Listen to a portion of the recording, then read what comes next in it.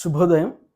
క్రీస్తు యేసునందు అత్యంత ప్రియమైన దేవుని బిడ్డలారా, మన రక్షకుడైన యేసుక్రీస్తు యొక్క పవిత్ర నామములో మీ అందరికీ ఉదయకాల శుభాలు తెలియజేస్తున్నాను.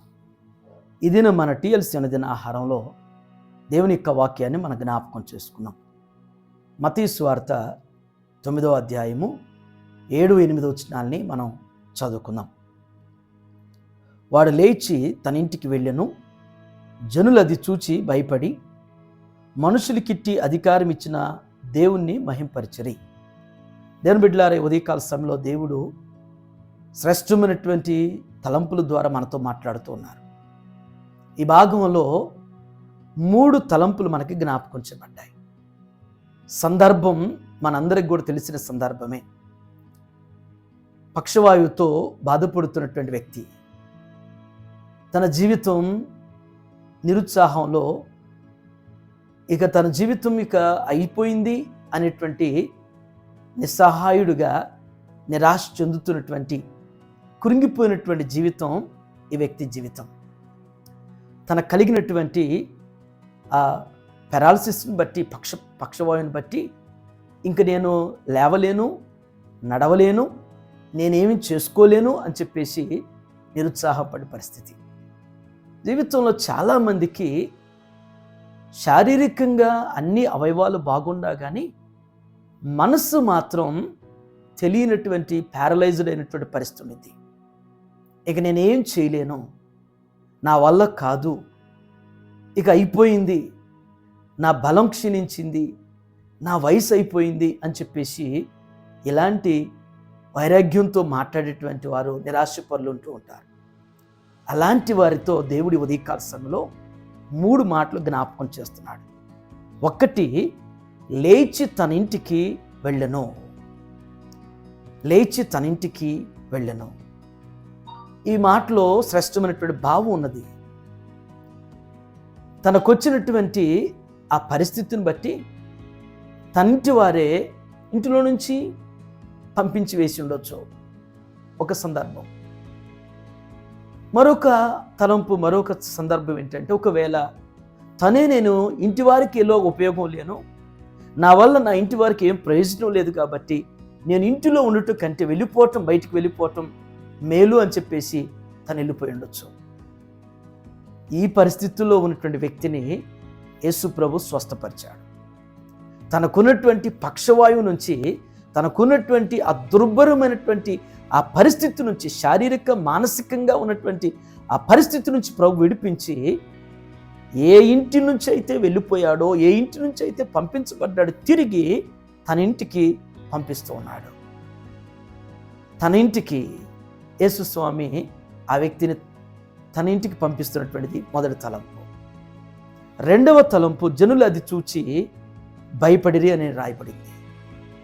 జనులు అది చూసి ఆ బాధపడుతున్నటువంటి ఆ వ్యాధితో ఉన్నటువంటి వ్యక్తిని చూసి, ఒకప్పుడు ఆ వ్యక్తి అనుభవించిన స్థితిని చూసి నవ్వినటువంటి సమాజం, హేళన చేసినటువంటి సమాజం, ఎగతాళి చేసి పరిహాసం ఆడినటువంటి సమాజం, ఈ వ్యక్తి తను స్వస్థత పొంది తిరిగి నడుచుకుంటూ తన ఇంటికి వచ్చిన తర్వాత ఆ వ్యక్తిని చూసినప్పుడు అందరూ ఆశ్చర్యంతో భయపడుతున్నారు. ఆశ్చర్యంతో భయపడిపోతున్నటువంటి పరిస్థితి.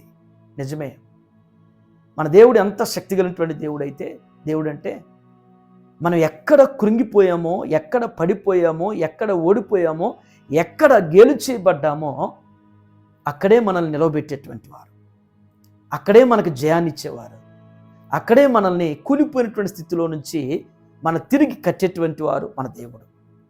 మరి ప్రజలు చూసిన వారు ఆశ్చర్యపోతారు. ఈ అద్భుతాన్ని, ఈ కార్యాన్ని చూసిన వారు ఆశ్చర్యపోతారు. నీ జీవితంలో కూడా కృంగిపోయేవేమో, పడిపోయేవేమో, ఓడిపోయేవేమో, అవమాన పాలైపోయి నిందల పాలైపోయేవేమో, ఆ స్థలంలోనే దేవుడు గొప్ప జయాన్ని నీకు ఇస్తాడు, గొప్ప విడుదల నీకు ఇస్తాడు. ఏ ప్రజలు నిన్ను చూసి, ఏ సమూహం, నీ అనుకున్న వారు నిన్ను చూసి నవ్వారో వారే ఆశ్చర్యపడే రీతిలో, భయపడే రీతిలో దేవుడు నిన్ను నిలవబెట్టగలిగినటువంటి వారు. 2వ విషయం. 3వది, దేవుణ్ణి మహింపరిచరి. ఇంతటి కార్యం చూసిన తర్వాత, మనుషులకు దేవుడు ఇంతటి అధికారం ఇచ్చిన తర్వాత మరి జనసమూహం అంతా కూడా వారు భయపడుతూ దేవుని మహింపరిచారు. మన జీవితంలో కూడా దేవుని బిడ్డలారా అటు రీతిగా మన జీవితంలో దేవుడు కార్యాలు చేసేవాడు. పంపించబడినటువంటి ఇంటి నుంచే మరలా తిరిగి వచ్చే విధంగా చేస్తాడు. ఏ జనం చూసి నవ్వారో వారే ఆశ్చర్యపడి భయపడే రీతిలో దేవుడు చేస్తాడు. దేవుని కార్యాలను బట్టి జనసమూహం ప్రజలందరూ కూడా మహింపరిచే రీతిగా దేవుడు నిలబెడతాడు. అట్టి అధికారాన్ని దేవుడు మనకు అనుగ్రహిస్తాడు. అట్టి కృపలో దేవుడు ఈ మాటలు మనందరి జీవితాల్లో స్థిరపరిచి నెరవేర్చునుగాక. ఆమేన్. ఈ దినం జన్మదినం జరుపుకున్నటువంటి మన సంఘ సభ్యులు మిసెస్ సరిత విజయభాస్కర్ గారికి జన్మదిన శుభాకాంక్షలు తెలియజేస్తున్నాను. సామెతల గ్రంథం 9:11 ప్రకారం నా వల్ల నీకు దీర్ఘాయువును, నువ్వు జీవించే సంవత్సరం అధికమవుతాయని సెలవించినట్లుగా దేవుడు వారికి మంచి ఆరోగ్య ఆయుష్ను అనుగ్రహిస్తూ మరి వారి యొక్క ఉద్యోగంలో, వారి కుటుంబ జీవితంలో, వారి బిడ్డల్ని, వారి కుటుంబాన్ని దేవుడు ఉన్నతంగా దీవించునుగాక.